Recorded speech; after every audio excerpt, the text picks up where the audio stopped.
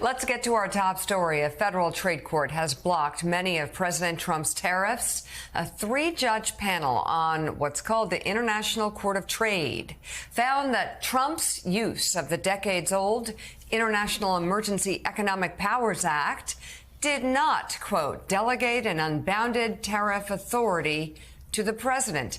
The judges who heard the case were Reagan, Obama, and Trump appointees. The case stemmed from two lawsuits, one from several small businesses, the other a multi-state coalition led by the attorneys general in Arizona and Oregon. And Willie, I've got to say, this is something so many people probably woke up this morning and said, what court's that? I mean, it's not a court that you really hear that much about, but it is interesting. Two Republican appointees, one Democratic appointee, and handing down a decision saying that these weren't emergencies. It's interesting. You also have Congress that has sort of ceded their power to the president. So you have three branches right now very much engaged in these tariffs. It's going to be interesting to see how it shakes out. Yeah, and as we pointed out a minute ago, the markets love this news because they don't want tariffs to be imposed in the way that Donald Trump has imposed them or at all. So there's a rally in the futures markets this morning. Let's bring in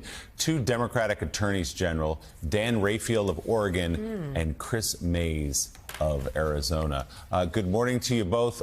Let me start with you, General Rayfield, and just talk about the lawsuit you brought and what you expect to see from it.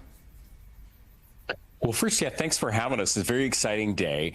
This is a very important ruling for all Americans. And the genesis of this lawsuit for us was really simple. It's about people. It's about small businesses. It's about the impacts that we're having in our states. This was going to be a $3,800 increase for everyday households. And I don't know a lot of families that can afford that. And so really the lawsuit was simple. It was like no president in the history of the United States had ever used this emergency power to set tariffs. President Trump himself didn't use this. He used the normal statutes that Congress gave him power to do, which put safeguards in for our economy. And that's what has been used in the history of these statutes. And President Trump tried to go around that because he didn't want to use those things. He didn't want those safeguards. We were really seeing the impacts on our daily lives. And so great ruling yesterday. We're tremendously excited. And I couldn't be more thankful to have an amazing partner in AG Mays down in Arizona.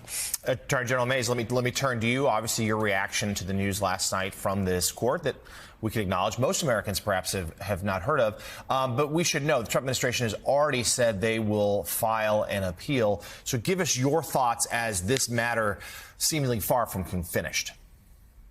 Sure. Well, let me just start by echoing what AG Rayfield said. And we are so pleased, not just on behalf of, our states, but just all states and all consumers, and especially small businesses that were on the verge of being hammered by these tariffs, which really are taxes and tax increases. So we're very happy about this decision, but you're correct.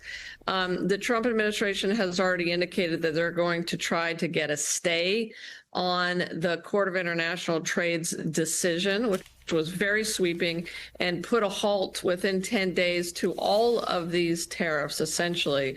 We'll see what the court does. The court really issued a very strong opinion. They essentially made a decision on the merits of the case, and what is essentially a final decision by them, even though the states, we were asking for a preliminary injunction. So they actually went a little further than we were even asking for. So they're very strong in their decision. We'll see what they say when the Trump administration asks for a stay. Well, that's sort of procedurally, I'm curious, Attorney General Rayfield, what is next? What do you predict and what are you prepared for in terms of the challenges ahead? Well, first off, we wouldn't have brought this case if we didn't think it was a righteous case. And we wouldn't have brought this case if it wasn't impacting Americans across this country. And so we feel very confident as we move through the appeals process. If you actually listened to what the Trump's lawyers were arguing in court, it is befuddling. They were saying that any emergency order cannot be reviewed by any judge. Then they said any of the relief that they put out into the world as a result of that emergency order cannot be reviewed by a judge. Effectively, you could tax maple syrup in Canada to try and impact fentanyl in the U.S. Absurd stuff, and no judge could review it. And as A.G. Mays pointed out, these tariffs trickle down to us. So they could put in 1,000% tariff on any good, which would trickle down to us without any congressional approval and without any court being able to strike it down. That's how powerful the judge's order was yesterday, and really a rebuke of the Trump administration's belief that they are immune to review by the courts. So, Claire McCaskill, we've learned this morning that this court, the U.S. Court of International Trade, is an Article 3 court, that was given its power from Article 3. I'm curious, had you, a lot of people woke up this morning going, okay, what's the court? What's its jurisdiction? Where? Have you had any dealings with this court before when you were in the Senate? Had you heard any actions from this court before? Or is this a one-off for you as well? Well, no, when you work on policy issues surrounding trade, those decisions come into play. And I certainly was aware of the court. But, I think this does expose something that's really important. One of the things Trump has done is he's gotten away with stuff because many Americans don't know any better that he is violating the law. And this is a good example. Most Americans just assumed he had the power to unilaterally decide he was going to wipe out whole sectors of the economy on declaring these across-the-board tariffs on every country in the world. But I have a question for General Mays. You all, as attorney generals in Democratic states, really have an important role right now. Can you talk a little bit about how the attorneys generals in the United States, the Democratic elected people in your position, how you all are deciding what cases to bring against the Trump administration? And is there some kind of process you're going through, or are individuals deciding we're going to sue on this and then asking the others to join you? I think this is really a missed part of the scenario right now. The really important role you guys are playing in trying to make this administration respect the rule of law. Thanks, Claire. And I totally agree with you. And we are working very closely together. All 23 Democratic attorneys general are working together on these cases. We have now brought, I think, a little bit north of 20 lawsuits all together, essentially as a coalition. A few states, like in this situation, Oregon and Arizona, led this case, but we had other states like New York and I think a total of 12 states that joined together. We are working as a coalition together on these lawsuits, and the lawsuits that we're bringing, and I'll let Dan weigh in here, but these are lawsuits where the president has clearly overstepped his authority. These, almost all of these, are about the separation of powers and making sure that we protect Americans from the increased cost. The Trump administration also saying that this is far from over. They've already, Department of Justice has already sent notice they're going to appeal. There is a sense this could end up in the Supreme Court, and I am told that there's no rethinking of strategy, at least not yet, from the president. I know there was some speculation last night, some wishful thinking perhaps from some other Republicans I heard from, that this may be an off-ramp for President Trump, that you could blame the courts, but then actually back away from some of the tariffs because of the impact on the markets, because of the impact potentially down the road on the economy if these deals don't go through and we start seeing supply chain issues and the like. But this is, Joe, as you well know, something the president has believed in for a very long time, and at least now I'm told he doesn't plan to alter course. So I'm going to say this slowly.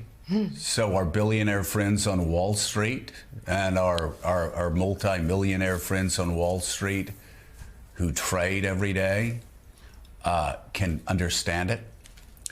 You thought that Donald Trump was just talking when he kept campaigning and promising to provide tariffs.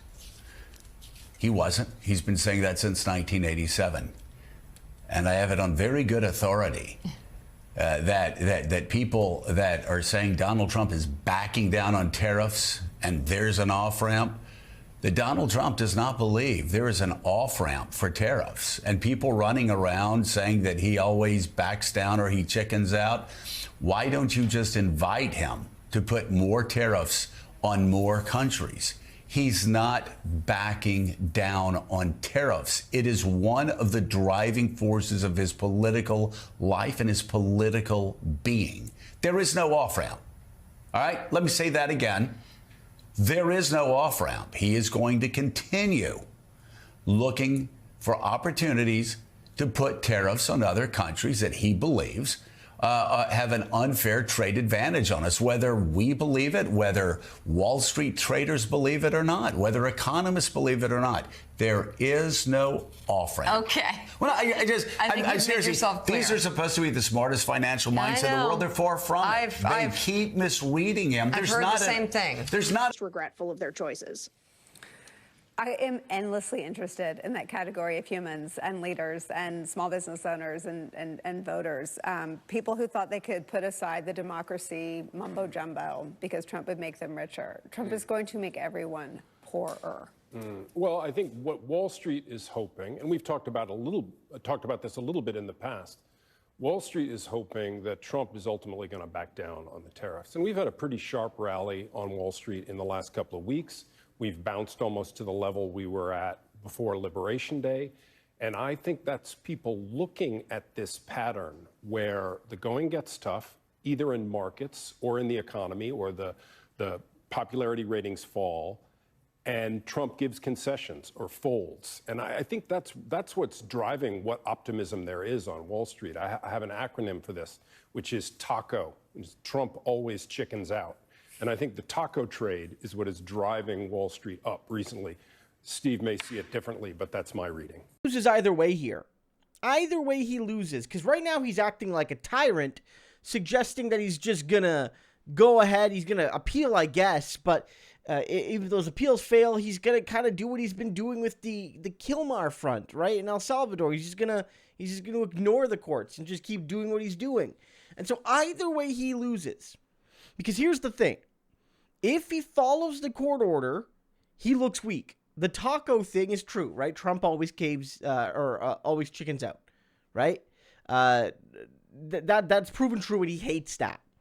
But even if he does his tyrant thing, which he loves being a tyrant, the thing is the tariffs are hurting him and hurting his party politically. It hurts him because it's hurting regular people, but the billionaire wing of the party, the one that actually makes the decisions in the smoke-filled, dark rooms that regular folks never get to see, let alone sit in, they're not happy with the tariffs either. And so the courts are giving Trump an out. And so because he's fighting back, though, he doesn't even get the benefit of that. Presidents sometimes get an out, guys. They propose it happens to Democrats sometimes too. They've proposed an unpopular policy, and then the courts come around and either block it or modify it or what have you. And then the president gets to say, well, I tried to pass this policy that I support, my base supports or whatnot, but the courts, they blocked me. And so I can't do it. And whether or not they could find a way around it is sort of besides the point, because that gives them the excuse to drop it. Trump's not taking that opportunity. And that's why he's being made to look like either a fool or a weakling. And he can't tolerate that.